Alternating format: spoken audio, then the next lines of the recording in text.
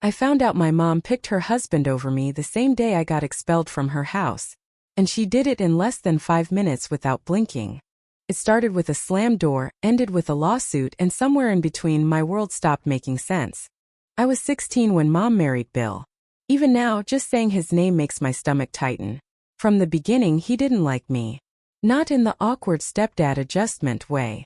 More like I was the mess he had to tolerate because I came with the woman he wanted. I overheard him once late at night telling her, "She's baggage, Lisa. You want a fresh start, but you keep dragging your old life in here." I never told her. I thought if I worked harder around the house, got better grades, stayed invisible, maybe he'd change. But Bill didn't change. He just got better at hiding his distaste when she was around, and worse when she wasn't. Mom noticed my silence, I think. But she didn't want to see it. And I didn't want to make her choose. At least not until she chose for me. The night it happened, I'd come home late from school science fair prep. My phone had died and I missed her calls. Bill was already seething when I walked in. Arms crossed, tapping that stupid gold watch he always wore like some passive-aggressive countdown. She can't even keep track of time. She's 16 going on convict. He muttered loud enough for both of us to hear. I laughed. I shouldn't have. But it slipped out, that bitter, exhausted kind of laugh you get when the absurdity is too much. Yeah? Guess it's a crime now to do your homework. That was it. That one sarcastic snap and he snapped. He got in my face, called me ungrateful, disrespectful. Told me I was poisoning the peace in his house. And then Mom didn't defend me. She looked at me like I was the problem. "You've been making it hard for him since the beginning. You know that, right?" she said, her voice cold. I didn't cry when she said it. I didn't cry when she told me to pack a bag and go stay with Grandma and Grandpa for a while. But I cried when the door shut behind me. That's the part one remember clearest, how quiet the click of the lock was, like the final page of a chapter you didn't want to end. My grandparents took me in without hesitation. Their little white house smelled like cinnamon and soap. They made up the guest room, baked my favorite cookies, asked no questions until I was ready. And slowly, painfully, I told them everything. It was Grandpa who sat me down one afternoon, his gnarled hand over mine, and said, "You didn't do anything wrong, Ellie. You were just trying to be loved in a place that wouldn't give it." That sentence stayed with me. That, and the way Grandma looked at me afterward like I was something worth protecting. Over the next few years I thrived. I got into a good college nearby, worked weekends, saved every penny. My mom barely called. Holidays passed with awkward 10-minute phone chats where she sounded more like a distant aunt than my mother. When I turned 21, I hadn't seen her in almost 5 years. That's when the second chapter of the nightmare began. My grandparents called me into the kitchen one snowy morning and handed me a manila folder. Inside was a copy of their will. They'd amended it. Everything, house, savings, the little family cabin upstate, was left to me. I was stunned. "Shouldn't this go to Mom?" I asked. Grandpa's jaw tightened. "She hasn't visited in years. She only calls when she needs something. You're the one who's been here. Who's loved us. We're not rewarding neglect." I didn't argue, but I felt guilty. It felt like winning something I never asked to play for. I never mentioned it to my mom. But 3 months later she found out. Apparently, one of my uncles let it slip during a family barbecue she actually bothered to attend. I got a text from her first. "We need to talk. Now." Then came the call. "How could you manipulate them like that?" She spat before I could say hello. "Mom, what are you talking about? You turned them against me. You poisoned them with your sob stories, made them believe I'm some kind of monster." I was too shocked to speak. She wasn't asking. She was accusing. Then came the bombshell. "I'm suing." I laughed. I thought it was a bluff. But a week later I was served. Lisa Harper versus Ellie Harper. Alleging undue influence, emotional manipulation, and family alienation. Her lawyer claimed I'd schemed to isolate her from her parents and coerce them into writing her out of the will. It was surreal.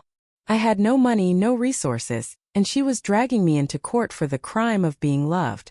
I had to use my college savings to get a lawyer. He was kind, mid-50s, smelled like peppermint and paper. "We'll fight this," he said. "It's baseless. But it's going to hurt." He was right. The trial hurt. Mom sat across from me every day, eyes like stone. She testified that I'd driven a wedge into the family, that I'd manipulated two elderly people against their daughter. When they asked her why she hadn't seen her parents in 5 years, she blamed schedule conflicts. Grandma and Grandpa testified too. Grandma cried on the stand, said she never expected her daughter to betray her granddaughter like this. Then came the twist I didn't see coming.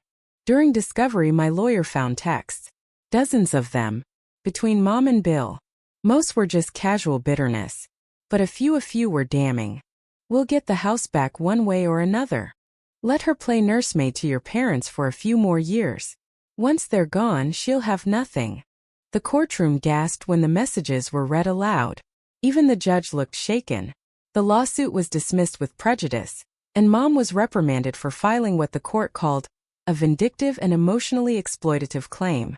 I thought it was over. But the aftermath hurt more than the trial. She didn't apologize. Not once. She ghosted again, disappeared like she had before, like I was the one who wronged her. But I wasn't alone. Grandma hugged me tight the day we walked out of court and whispered, "You're ours, Ellie. No one gets to take that away." Life after the trial was quieter but not easier. You don't walk away from something like that and just pick up where you left off. There's a grief that comes with realizing your mother sees you as a threat rather than her child. It's not loud grief, it's a constant, gnawing ache, the kind you feel in your chest when you catch a glimpse of someone who looks like her in the grocery store and realize you still hope she'll change. I tried to bury myself in normal things. College, part-time jobs, late-night study sessions. My friends knew vaguely about the trial. I told them I had family drama, nothing specific. I didn't want pity. I wanted peace. And for a while I had it. Grandma's health started to decline a year later. Her memory slipped at first, lost keys, missed appointments. Then came the confusion.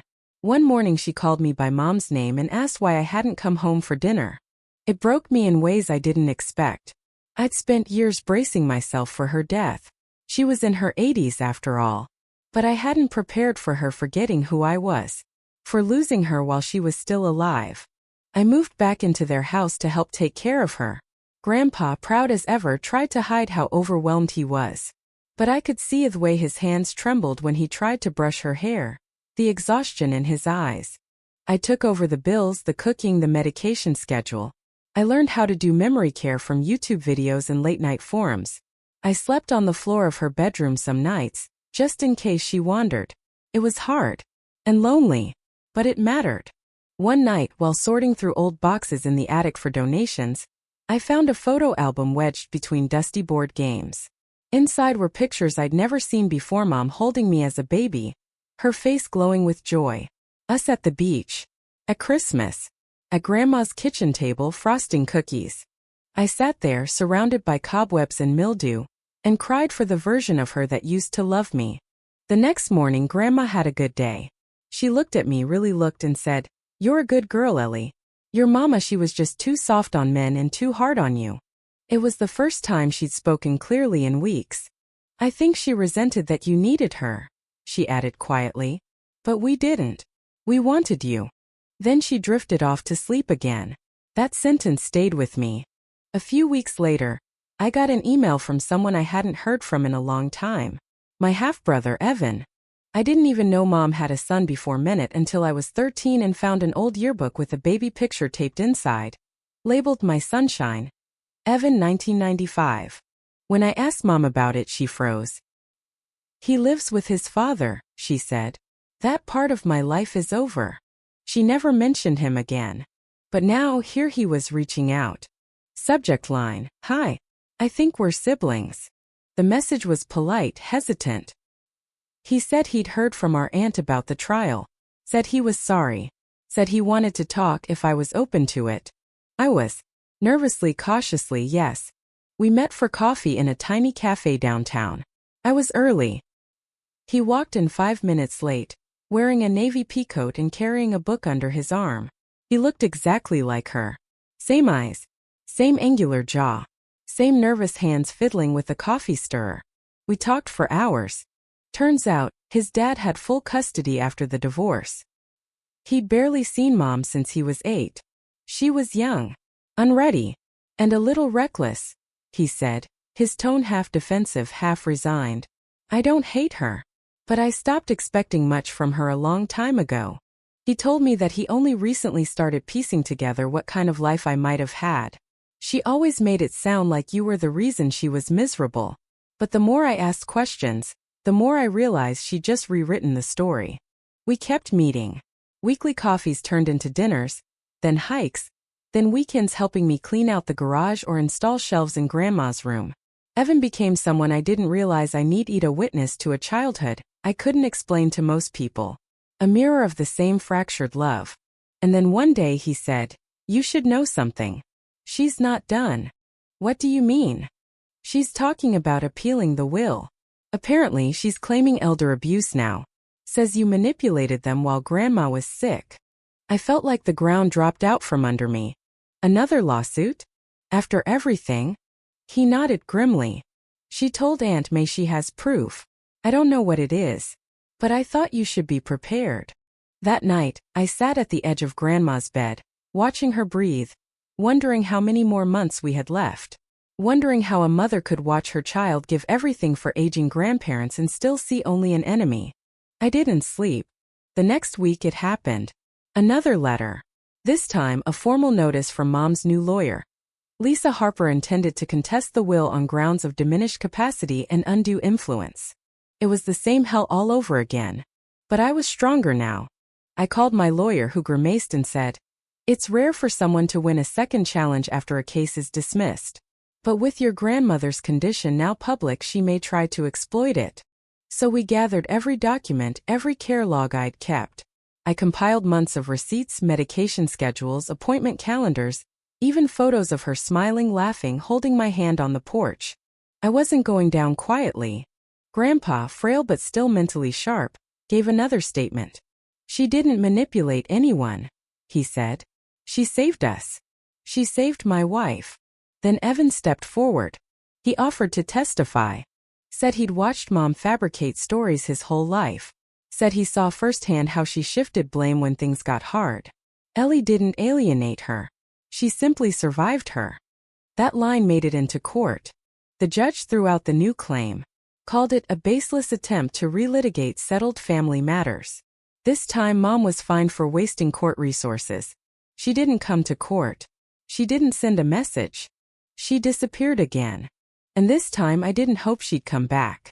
Grandma passed away 2 months later. Peacefully. Quietly.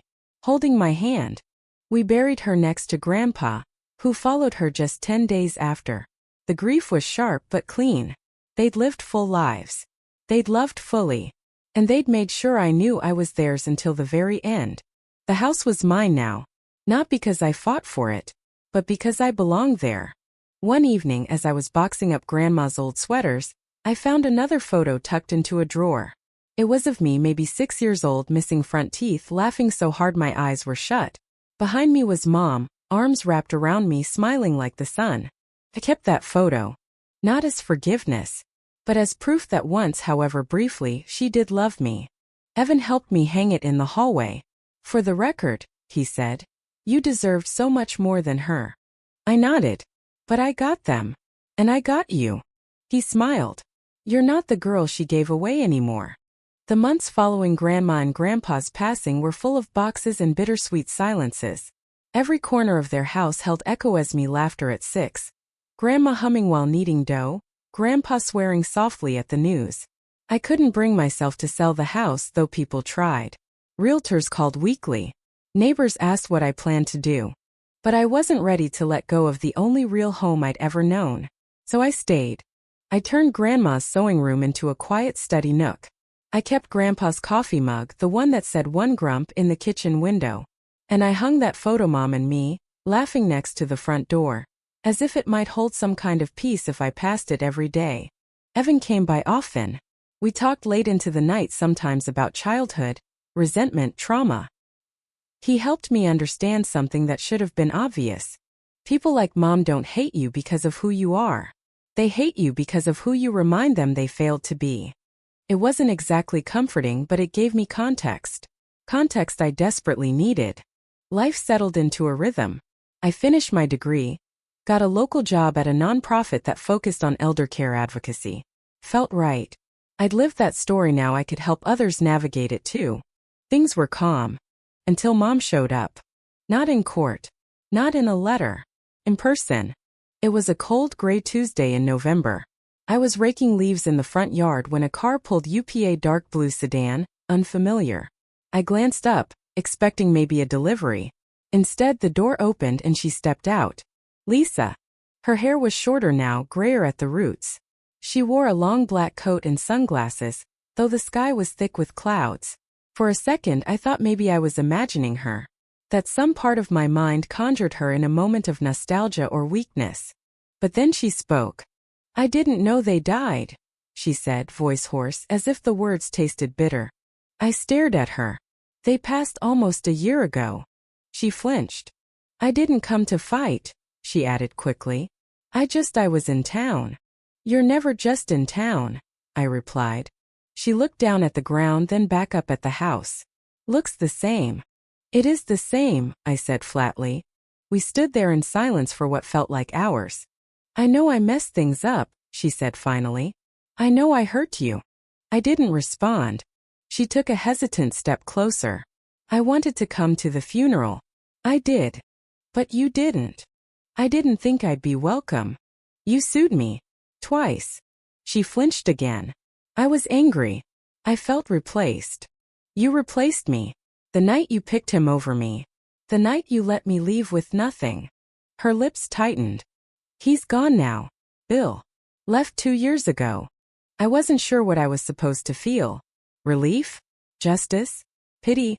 I didn't come for forgiveness, she said after a moment. I just needed to see the house again. One last time. One last time. I asked warily. I have cancer, she said simply. The word hung in the air between us like fog. It's late stage, she added. They say it's aggressive. I'm starting treatment, but her voice broke for the first time.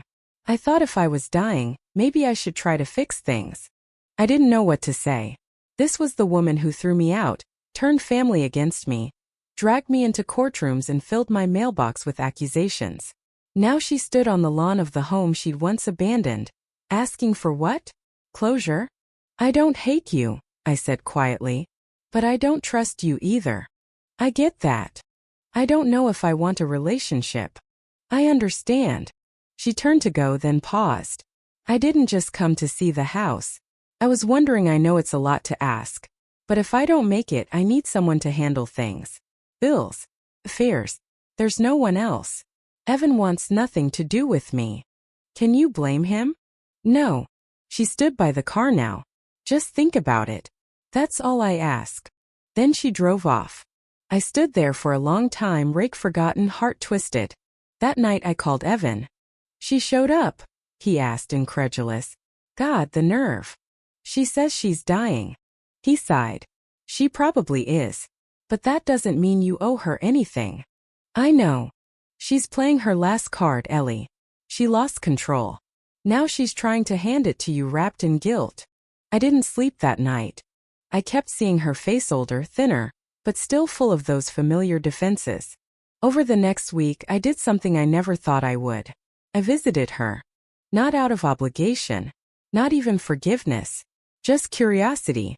To see who she was now. She lived in a small one-bedroom apartment near a strip mall. It was tidy, sparse.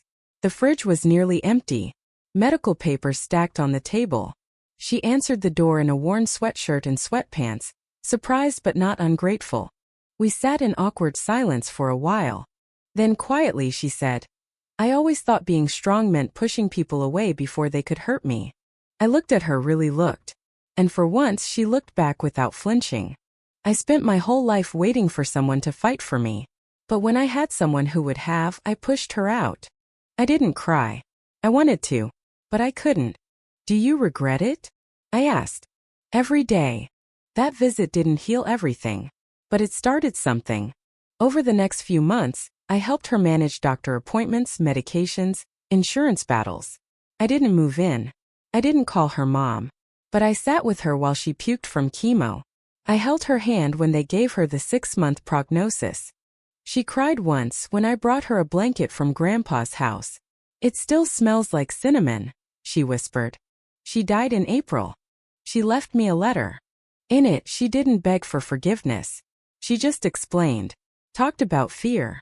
About the way her own mother treated her. About the cycle of distance she didn't know how to stop.